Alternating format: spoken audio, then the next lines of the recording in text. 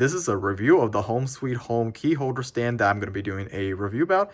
In this review, we're going to show you guys everything about this key holder stand. So you can see here, I have 5 pairs of keys onto this key holder stand, and it's holding the weight quite well. And everything is perfect about this product, and it's, stainless steel quality is absolutely phenomenal.